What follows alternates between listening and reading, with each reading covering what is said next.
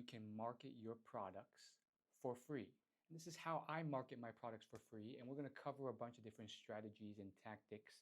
And there's going to be no gatekeeping. I think there's a lot of people who may gatekeep a little thing or two, or maybe they hide it behind some expensive course. But here, you get it all for free. By the way, my name is Will, and I have spent the last 9+ years working in various digital marketing agencies, helping hundreds of different clients across many industries, including tech, software, B2B, legal, health and wellness, and nonprofit, increase their sales and leads and their brand presence online. So, we're going to dive right in and we're going to talk about how I market my digital products and services in a way that doesn't require you to spend boatloads of money on ads. Now, ads are great, ads are very effective, but ads are saturated and so they're not cheap and they're very competitive nowadays. Even a platform like TikTok is there's no first mover advantage anymore. You're late in the game if you consider advertising on there. So there's no like cheap costs, and so you really should only be doing ads if you already have your organic strategy dialed in and you already have this marketing funnel where your product or service is just making a ton of money organically. It's kind of like having a fire already where you put like gas on it and it becomes a bigger fire. But if you don't even have the fire started, then pouring gas over it can just be a waste of gas. And in fact, it may even smother out the fire you're starting to start if you've ever gone camping. But that's just an analogy. For you non-campers, let's move on to what we're going to be talking about today, which is how you do it. Now, this is one tactic, and this is what I'm using right now on you. So YouTube, with a YouTube video, is how I get discovered. Um, there's a whole strategy behind that. The main idea here is I'm not just randomly creating topics because I found I've done that thousands of times, and I found that to be a very ineffective strategy where you just randomly think of something and then you make a video. Instead, you have to thoughtfully create and build a video that actually gets traffic, actually gets leads. And I found the most effective tool for that is vidIQ's Outlier Score tool. It's uh, a underrated, slept-on tool that is way ahead of its time. And I'll leave a link to vidIQ in case you want to try it out or check out the tool or get it in the description. But the basic idea here is this tool, you can set the filters so that it basically finds videos for whatever keywords you search that have a low subscriber count and a lot of views. So by narrowing your topic selection to just these videos, it really helps you kind of succeed because these are topics proven to have a lot of search demand, a lot of just general attention demand, but not a lot of supply to keep up with that. So these low subscriber YouTubers actually have a chance to succeed with. So I use that strategy to essentially get the traffic, get awareness for me because 99% of people don't know who I am. And then through that, I go ahead and deliver tremendous value in my videos.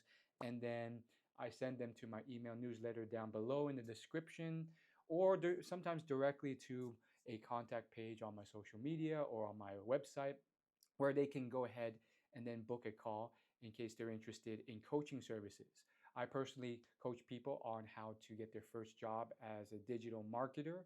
And I also coach people who already have their first job but feel imposter syndrome and want to essentially thrive and succeed in their first job, do so.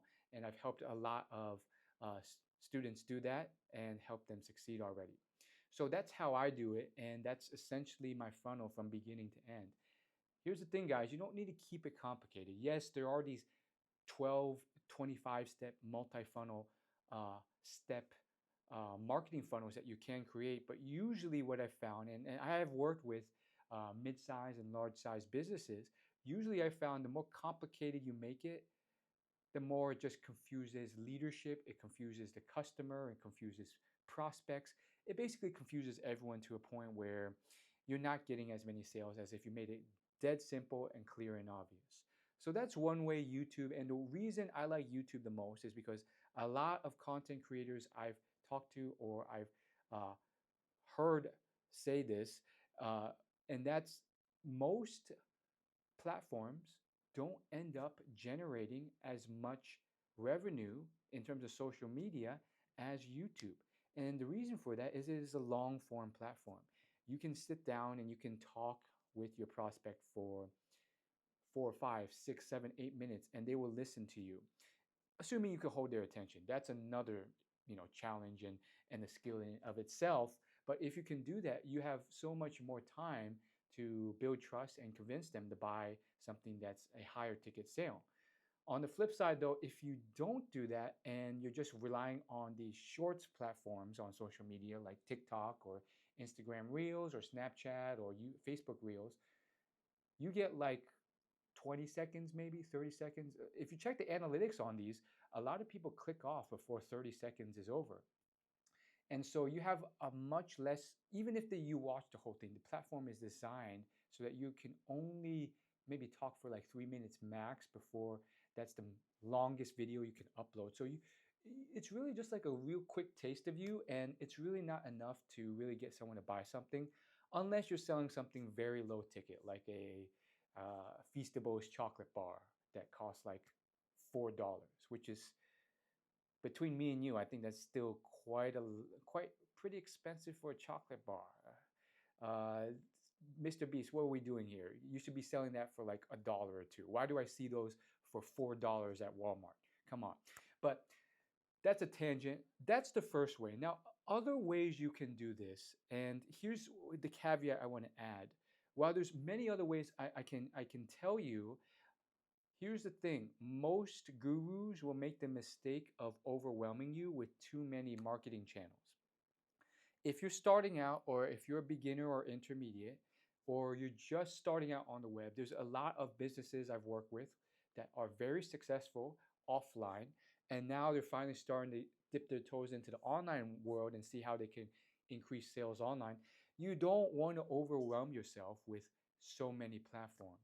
Yes, in theory, should you be on like 7 platforms? Yeah, it helps to be on more. But if you have a small team or you're one person, you're going to get overwhelmed, and the quality of content you put out across these platforms is going to be so low that the yield you're going to get is terrible compared to if you just stuck to one platform, got pretty successful at that, and then added more platforms. But having said that, what are the other areas where you can make the most money? Well, email newsletters. Now, you might be thinking, really? In this day and age, people still use email? I thought that thing was clogged with spam. Guys, so many businesses, when you talk to them, they will tell you it is still their most profitable channel. Why is that? Well, there's hundreds of videos and podcasts that go into long explanations on why that is. Yes, there's a lot of competition nowadays in the inbox. It's not as good as it used to be. But here's the thing: people check their email, people still click through their email. And something about email just gets them where you control that platform. When you're on social media, you're at the whim of the algorithm on whether or not your content shows up on their feed. But with email, you control the message. You also get to send them to any sales page you want, and you can send them emails frequently. You get frequent reminders, and it's guaranteed to land in their inbox. They may not always see it, but usually this is the platform, maybe the only platform I give a 5 out of 5 rating.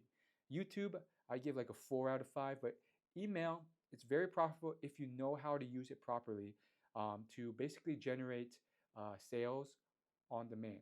You own the list, so there's no algorithm drama.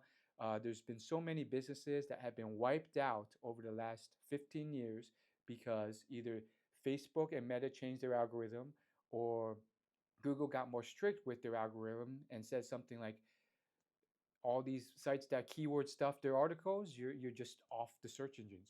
So there's been entire businesses, 7-figure businesses that have been wiped out overnight because they relied on someone else's algorithm to get their message out. And a lot of these algorithms, especially Facebook, I think from like 2010 to 2019, you saw a lot of people complain about this. You saw how Facebook reach gradually dropped and dropped and dropped to the point where now, when you put out a post, you may have 1 million followers. You'd be lucky for it to reach 2% of them because Facebook is limiting reach unless you pay for it.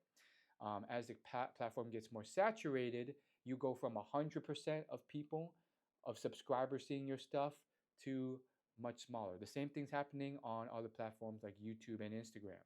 So, okay, what else can you do? So you got email, you got YouTube. There's a bunch of other ways of doing it, but it really, I think that the key word is it depends.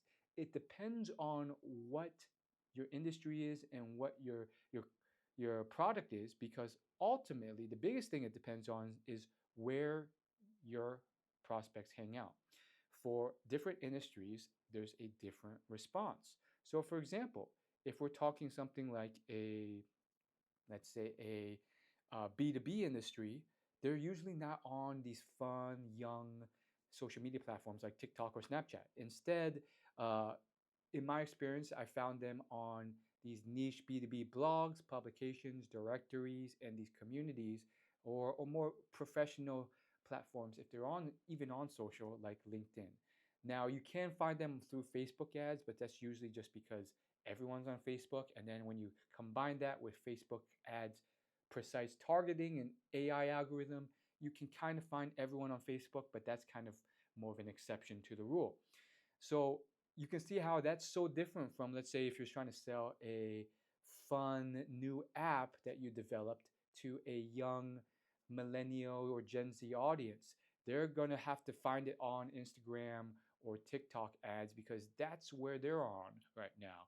You might find them on YouTube. You may be able to do a collaboration with a creator and then get a in video sponsorship to promote your app versus just an ad on the feed where they'll just scroll through it quicker. So you can see how it very much depends on your industry and product. Now, yes, I did mention a few things here and there about ads and paying for it. You might be thinking, okay, how do I do this for free? Well, you can actually do it for free. You don't have to spend money on ads. Of course, it helps, as I said, when you have a fire to put gas on it. But if you want to just start out before you have that fire really cooking and you want to just do it for free, one of the ways you can do it is, first off, you find that platform, whether it's that B2B directory, B2B forum, or Snapchat or TikTok, and you create free content, very valuable content. Now, with AI and ChatGPT and similar products like Perplexity and Grok, you can make this much easier. Now, how do you do it in a way where you're not dinged by algorithms like Google search or Bing for auto generating a bunch of content? I highly